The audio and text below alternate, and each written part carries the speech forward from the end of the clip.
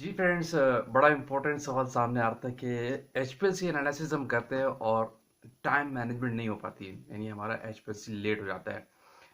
जब भी एचपीएलसी पर एनालिसिस शुरू करते हैं और वो शाम तक चली जाती है, शाम के बाद तक चली जाती है। कोई टिप्स किस तरह उसको मैनेजमेंट करें, क्या स्टेप्स फॉलो करें कि टाइमली हमारी एचपीएलसी एनालिसिस मैनेज हो जाए।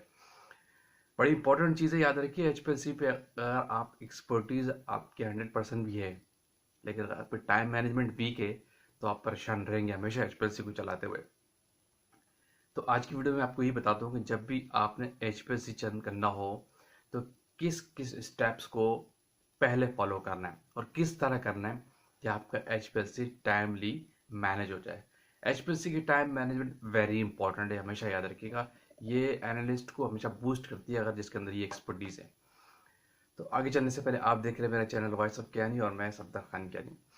देखिए फ्रेंड्स, जब भी आप एचपीएलसी की प्लानिंग आपके पास मिले, आज सुबह आप 8 बजे लैब में एंटर होते हैं, तो आपने सबसे पहले जज करना होता है कि आपके नंबर ऑफ बैजेस क्या है और उनका टाइम कैलकुलेशन करना होता है।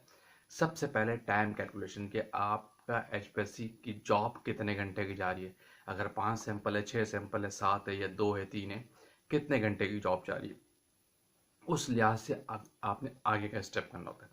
ये आपने कैलकुलेट कर लिया। फॉर एग्जांपल आपकी जॉब 4 घंटे की, यानी एचपीएलसी के रन सिर्फ जो है वो 4 घंटे के हैं या 3.5 घंटे के हैं।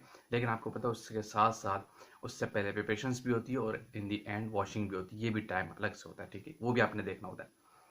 आपने टाइम कैलकुलेशन कर लिया, उसके बाद आप एचपीएलसी पे, इसके बाद दूसरा स्टेप है आप अवेलेबिलिटी ऑफ द एचपीएलसी देखिए कौन सा अवेलेबल है और उसको स्विच ऑन कर दे। सबसे पहले रिक्वायर्ड चीज़ें लगा के, यूनियन लगा के, कॉलम अभी आप नहीं लगाते डायरेक्ट, सही है, आपको पता है। जब भी आप स्विच ऑन करते हैं वो इनिशियलाइज हो रहा है। मीनवाइल आप चले जाएं फौरन से अपने ग्लास अपरेटस के ऊपर जो आपको वेइंग करनी होती है, ठीक है। और साथ साथ इसके साथ बड़ी इंपॉर्टेंट चीज़, आपने फ्रेश डिस्टिल वाटर फौरन से फिल्टर कर लेना है और मोबाइल फेस की प्रिपरेशन भी साथ तैयार कर लेनी है। 5 मिनट में आपका सिस्टम इनिशियलाइज होता है। इसके बाद आप इस दौरान आप डिस्टिल वाटर फिल्टर करके फ्रेशली प्रिपेयर्ड ले आएँ और अपने सिस्टम को प्रेप पे लगाएं। याद रखिए एचपीएलसी को चलाने से पहले हमेशा प्रेप किया करें, उसको पर्च कर लिया करें, इससे आपके एचपीएलसी की परफॉर्मेंस बेस्ट रहती है। पर्च कर लिया, सिस्टम को देख लिया, उसके बाद आप अपना रिक्वायर्ड कॉलम लगा के एचपीएलसी के ऊपर फ्रेश डिस्टिल वाटर चला दें। आपको पता है, याद रखिएगा, कभी भी आपका रिक्वायर्ड कॉलम के ऊपर डायरेक्ट मोबाइल फेस नहीं चलाते, क्योंकि इसका रीज़न है आपके कॉलम के अंदर storage solvents normally organic solvent होते हैं और आप मोस्टली आपके मोबाइल फेस के अंदर बफर्ड होता है। तो कभी भी ऑर्गेनिक सॉल्वेंट अगर स्टोरेज सॉल्वेंट है आपका, उस पर मोबाइल फेस डायरेक्ट नहीं चलाते, ब्लॉकेज के चांसेस बढ़ जाते हैं। इसके लिए बेस्ट कंडीशन ये होती है कि जब भी आप आपका कॉलम वॉश्ड भी क्यों ना रखा हो तो उसको 15 मिनट तक, 20 मिनट तक डिस्टिल वाटर से चलाएं, 0.5 ml के फ्लो रेट के साथ या 1 ml के फ्लो रेट के साथ, उसके बाद ग्रेजुअली बढ़ा के। यानी जैसे ही आप कॉलम लगा दें उसके बाद आप उसके ऊपर डिस्टिल वाटर फ्लो चला दें। मेन वाला आप फौरन चले जाएंगे सैंपल प्रिपरेशन की वेइंग के ऊपर। आप फौरन से वेइंग करें, आपका सिस्टम आधे घंटे तक, 20 मिनट तक डिस्टिल वाटर पे चल रहा है, ठीक है, वो लाइन हो रहा है। आपने इस बार वेइंग करनी, वेइंग आपने वेइंग के दौरान ये भी देख लेना है कि मोबाइल फेस प्रिपेयर्ड है कि नहीं है। फर्स्ट कम आपने 10 मिनट के अंदर वेइंग कर लिया, अगर 5 सैंपल है वेइंग करके अपनी पोजीशन पे चले जाएं और फ़ौरन से अपना मोबाइल फेस प्रिपरेशन कर लें। अगर मोबाइल फेस नहीं, वैसे तो फ्रेशली मोबाइल फेस भी 24 आवर्स के लिए होता है, फ्रेशली प्रिपेयर्ड किया जाता है। मोबाइल फेस प्रिपेयर्ड किया, 15 मिनट सिस्टम को चले हुए 20 मिनट हो चुके होंगे। इसके बाद आप जाके एचपीएलसी के ऊपर मोबाइल फेस लगा के अपने कॉलम को सेचुरेशन पर डाल दें। ये है बेस्ट ट्रिक, इस तरीके से आपने फॉलो करना है। आपका मीनवाइल आधे घंटे के बाद यानी आपका एचपीएलसी मोबाइल फेस पे भी रन कर रहा है, ठीक है। 1 से 1 मिनट इंपॉर्टेंट होता है, याद रखिए। 8 बजे आप लैब में एंटर हुए, 8:15 से आप एक्टिविटी स्टार्ट कर लेते हैं 8 बज के 10 मिनट पे। अब आधे घंटे में आपका एचपीएलसी कॉलम मोबाइल फेस पे रन कर रहा है। अब आप सिंपल के वेइंग भी कर चुके हैं आधे घंटे के दौरान, लेकिन अगर मोबाइल फेस नहीं बना तो उस पर 10-15 मिनट ज़्यादा लग सकते हैं, याद रखिएगा। मीनवाइल आप मोबाइल फेस भी अपना बना लेंगे, यानी 45 मिनट्स तक आपके सैंपल की वेइंग हो चुकी है। आपका एचपीएस सिस्टम मोबाइल फेस पे चल रहा है पर्ज होने के बाद, ठीक है। और आप सैंपल प्रिपरेशन कर रहे हैं, यानी 1 घंटे के बाद, 60 मिनट के बाद आपका स्टैंडर्ड रेडी हो जाना चाहिए, ठीक है। 60 मिनट्स के बाद आपका स्टैंडर्ड रेडी हो जाना चाहिए, आप वेरी फ्री है, इजीली है। अब आपको पता है कि 10 बजे आपको 9:30 बजे चाय पे जाना होता है। मेरी प्रैक्टिस प्रैक्टिस यही है कि मैं चाय पे जाने से पहले, क्योंकि इस दौरान आपकी जॉब HPLC के रन की 5 घंटे की थी, इसमें आपका लंच ब्रेक भी आएगा, टी ब्रेक भी आएगा, आपको पेशेंस भी करनी है, आफ्टर एनालिसिस वॉशिंग भी करनी है HPLC की, ये सारे टाइम देखने होते हैं। अब 10 बजे तक 9:30 बजे तक आपके सिस्टम पे पहला इंजेक्शन चल जाना चाहिए। बेस्ट प्रैक्टिस ये है, क्योंकि अब आपके स्टैंडर्ड बन गए। आप सैंपल प्रिपरेशन पे टाइम ना लगाएं, क्योंकि आपका लेट्स अगर आपको पता है कि मेरा एक रन भी अगर 15 मिनट का है और मैं 5 रेप्लिकेट स्टैंडर्ड के पहले चलाऊंगा तो तकरीबन 1.5 घंटे के वो सिर्फ इंजेक्शन ही जाएंगे, 1.25 घंटे के। तो आप बेस्ट प्रैक्टिस ये कि स्टैंडर्ड पहले बना लें, सैंपल पे पोरिंग करके ढकते हैं, वो भी बन रहा है, सैचुरेशन हो रही है, लेकिन उसको चेक करना, डिजॉल्व करने पे टाइम लगता है डेफिनेटली। यहाँ पे भी आप टाइम नहीं लगाएंगे सैंपल पे, आपने स्टैंडर्ड पहले बनाना है, क्योंकि HPLC आपका 60 मिनट के बाद मोबाइल फेस पे चल रहा है। ठीक है, अब आपसे स्टैंडर्ड आपका रेडी हो गया है, सोनी फिल्टर से फिल्टर कर ले।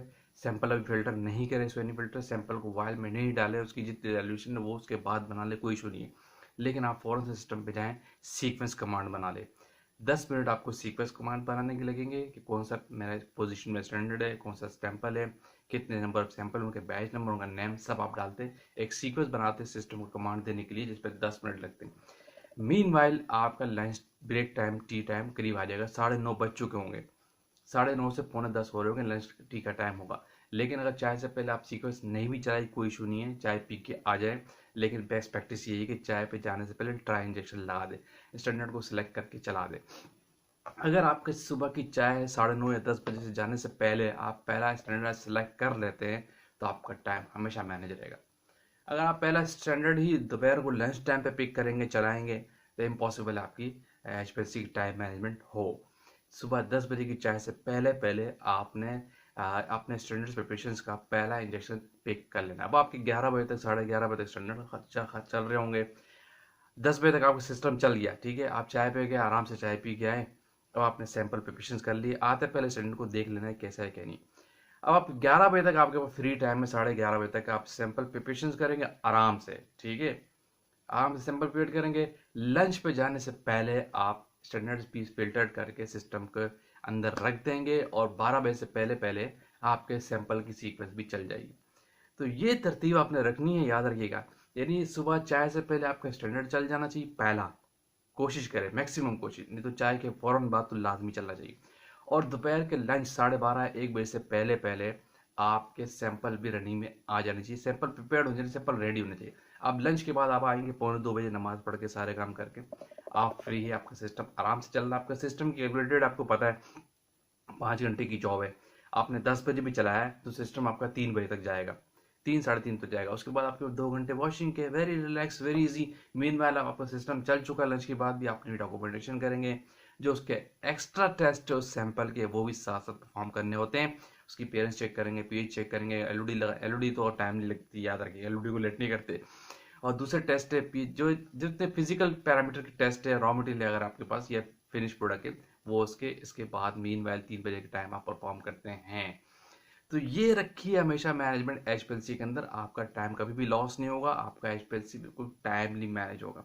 मेरी ये हमेशा यही प्रैक्टिस रही है। हमारे पास तो 20-20 बैच भी होते थे, तो हम इसको ओवरनाइट पे भी चलाते थे, सिस्टम हमारा 24 आवर्स से चलता था। ऐसी कैलकुलेशन हमारी होती थी कि हमारा सिस्टम 23 घंटे पे जा रहा है, तो हम उसको शाम को 4 बजे चला के जाते थे, तो सुबह 11 बजे तक सिस्टम हमारा खत्म होता था, 12 बजे तक सिस्टम खत्म होता था। 4 बजे से पहले की तरतीब होती थी कि जाने से पहले, ऑफ करने से पहले एक इंजेक्शन देख लेते थे कि सही चल रहा है कि नहीं चल रहा है। इस तरीके से सिस्टम को चलाया जाता है। लेकिन आपको तो 5 घंटे की जॉब थी, जिस तरह मैंने आपको बताया इस तरह आप मैनेज करेंगे तो वेरी इजीली मैनेज हो जाएगा। ये वो टिप्स है, अगर जो भी HPLC ऑपरेटर है, HPLC यूजर है, इसी प्रैक्टिस को हमेशा फॉलो करें, आपका टाइम कभी भी लॉस नहीं होगा। HPLC एनालिसिस में आप टाइमली मैनेज कर लेंगे अपनी HPLC एनालिसिस को। वीडियो को यहाँ पे एंड करते हैं, आएंगे इसी तरह की किसी और टेक्निकल बात के साथ। तो लोग चैनल पर न्यू है, सब्सक्राइब बाद में कीजिए, ताकि इस तरह के टेक्निकल वीडियोस आप तक पहुँचती रहे। थैंक यू फॉर वॉचिंग, अल्लाह हाफिज़।